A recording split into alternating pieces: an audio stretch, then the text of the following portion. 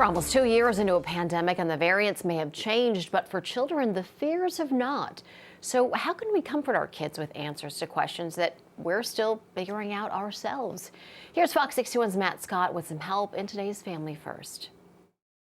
It's really hard because when our kids get nervous or scared, the most important thing is to recognize that it triggers our own protective parental instincts. With the Omicron variant of COVID-19 spreading at a faster rate in our communities, including schools, children are asking more questions and turning to their parents for safety. Are they asking because they're scared? Are they asking because they're curious? My son was diagnosed with COVID. He was legitimately scared about this thing that we've been, inundated with for the last almost 2 years.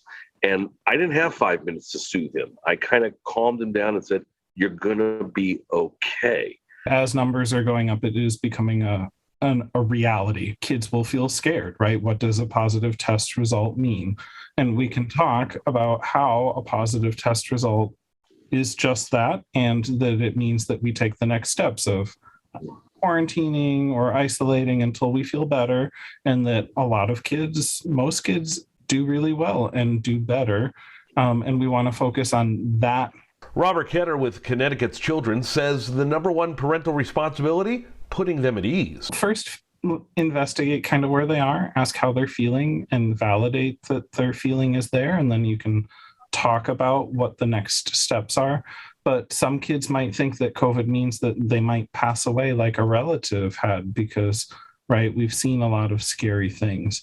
So I think that we want to acknowledge a child's emotion. And that also means explaining to them that none of this is their fault. Maybe they're thinking it's their fault that they caught it. Then we can work on helping them understand, well, honey, you did a good job. You were washing your hands, you wore your mask, right? We did a good job, but that's still how the virus happens. It's all about how do we help do it together. But we also have to recognize that we're running on empty as parents, and that's what makes all of this feel even harder. For Family First, I'm Matt Scott, Fox 61 News. Matt, thanks so much. We hope